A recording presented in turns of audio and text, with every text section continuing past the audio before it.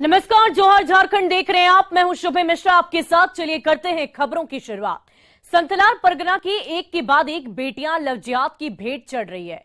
दुमका से साहिबगंज तक 5 माह में 4 बेटियों की सनसनीखेज हत्या ने पूरे झारखंड को उबाल कर रख दिया है। आफत में संथाल परगना की बेटियां।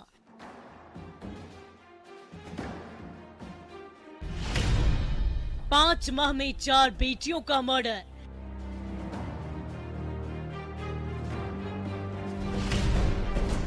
कब तक मारी जाती रहेंगी बेटियां?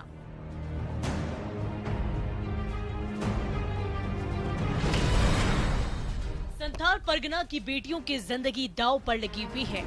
दुमका से लेकर साहिबगंज और गुड्डा से लेकर देवघर तक पिछले 5 महीने में हुई 4 बेटियों की सनसनीखेज हत्या ने पूरे देश को हिलाकर रख दिया है।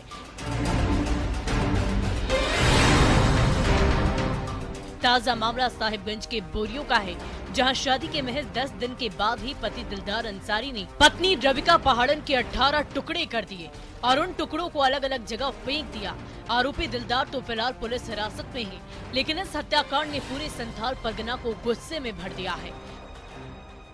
समुदाय विशेष के लोगों के द्वारा, विशेषकर यहाँ के आदिवासियों को, आदिम जनजाति समाज के लोगों को और बाकी जिनके साथ भी यहाँ घटना हुई है, पिछले 5 महीनों में 4 घटना हो चुकी इस संथाल परगना के क्षेत्र में। अब तो सरकार को कड़ाई से इन घटनाओं के खिलाफ पेश आना चाहिए। हम सभी जान रहे हैं कि यह अभी झारखंड में, खास करके संथाल परगना में ये चौथी घटना हो गई है, जिसमें कि एक विशेष समुदाय के लोग हैं जो कि ये टारगेट किया गया है। और जहाँ तक बात रही कि अभी तक ये 4 घटनाएं हुई है, चारों में आप देख सकते हैं कि अपराधी जो है वो एक तरह से कह रहे हैं कि बेखौफ है, और इसको आप लव जिहाद तो कह ही सकते हैं, साथ में लैंड जिहाद भी कह सकते हैं। दुमका में 22 अगस्त को एक बिटिया को पेट्रोल से जिंदा जलाने के मामले ने देश भर की सुर्खियां बटोरी थी। झारखंड से लेकर दिल्ली तक हंगामा हुआ, आरोपी शाहरुख पकड़ा गया। दुमका में ही 30 अगस्त को पिता और भाई ने मिलकर महिला को पेट्रोल छिड़ककर आग के हवाले कर दिया था। काफी हो हंगामे के बाद आरोपी पकड़ा गया। 2 दिसंबर को दुमका में आदिवासी नाबालिग का शव पेड़ से लटका मिला। यौन शोषण और मर्डर के आरोपी अरमान अंसारी को 3 दिसंबर को पकड़ा गया। इसके बाद 17 दिसंबर को ही रविका हत्याकांड ने एक बार फिर पूरे झारखंड में उबाल लाकर रख दिया। आरोपी तो पकड़ा गया, पर सवाल वही है कि कब तक लव जिहाद की भेंट चढ़ती रहेगी मासूम बेटियां। महिला सुरक्षित नहीं है पूरे संथाल परगना में। आप देखेंगे 4-5 महीने में लगातार 4 घटना अंजाम दिया है। ये एक प्रकार का गिरोह चल रहा है। आप दुमका पेट्रोल कांड देख लीजिए, रानेश्वर कांड देख लीजिए। कांड में सभी वैज्ञानिक और तकनीकी पहलुओं का सहारा लिया गया है और सभी तकनीकी पहलुओं पर साक्ष्य संकलन किया जा रहा है। अभियुक्तों को भी गिरफ्तार कर लिया गया है। शरीर के अधिकांश पार्टों की बरामदगी हुई। संथाल परगना में एक के बाद एक मासूम बेटियां मारी जा रही है। लव जिहाद के सौदागर हिंदू बेटियों का गला घोंट रहे हैं, और जब पूरा समाज सड़क पर उतरता है तब पुलिस की नींद टूटती है। आखिर कब थमेगा ये सिलसिला? नीतीश कुमार, न्यूज़ 18, दुमका।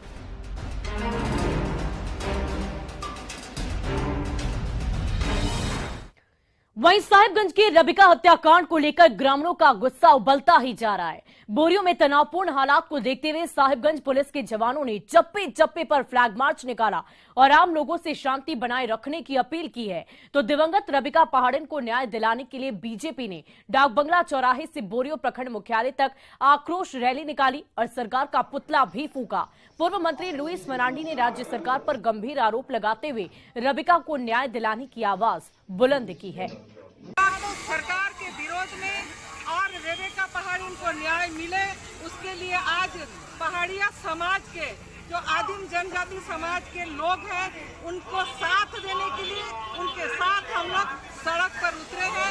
ये रेवेका पहाड़ियों की बच्ची है, ये उनकी दीदी है, ये उसकी माँ है, और हम लोग कदम से कदम, हर कदम में हम लोग इनके साथ हैं और इन लोगों को न्याय दिला के रहें।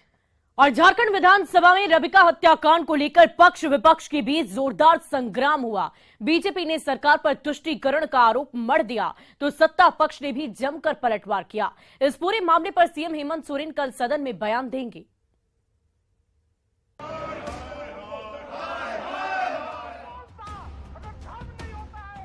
झारखंड विधानसभा के शीतकालीन सत्र का पहला दिन ही गरमाया रहा। मुख्य विपक्षी दल बीजेपी के विधायक आर पार की लड़ाई लड़ने के मूड में दिखे। साहेबगंज के रबिका हत्याकांड के खिलाफ विपक्षी विधायकों ने सदन के बाहर तो धरना दिया ही, सदन के अंदर भी हंगामा खड़ा कर दिया। उत्तेजित बीजेपी विधायक वेल में आकर नारेबाजी करने लगे और शोर शराबे में शोक प्रस्ताव की कार्रवाई प्रभावित होती रही। स्पीकर के बार बार आग्रह करने के बावजूद बीजेपी खेमे के विधायक राज्य सरकार पर आरोप लगाते रहे।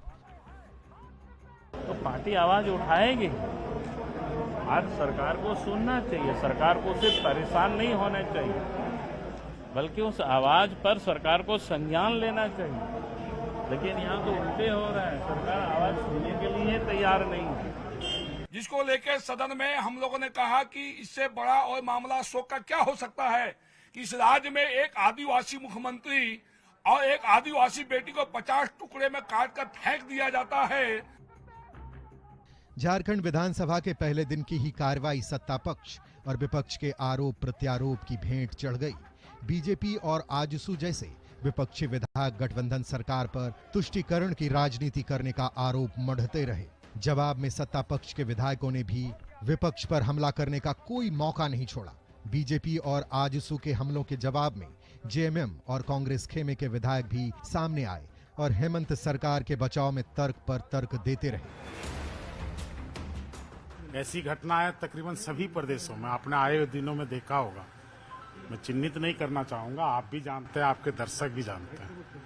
इस पर कठोर से कठोरतम सजा होगा और माननीय मुख्यमंत्री जी पर इस राज्य की जनता, हमें और आप सबको भरोसा है। विपक्ष घटना विशेष को लेकर बाकी जो नामचीन लोग हैं उनके श्रद्धांजलियों का इन लोगों ने मजाक उड़ाया। शीतकालीन सत्र के पहले दिन ही अगले 4 दिनों तक चलने वाली सदन की झलक दिखा दी। रबिका हत्याकांड पर तो हंगामा मचा ही, नियोजन नीति से लेकर अवैध खनन और कई दूसरे मुद्दे भी विपक्ष की झोली में बचे हुए हैं। जाहिर है आरोप प्रत्यारोप के बीच सदन को चलाना स्पीकर के लिए किसी चुनौती से कम नहीं होगा। अविनाश, न्यूज़ 18, रांची।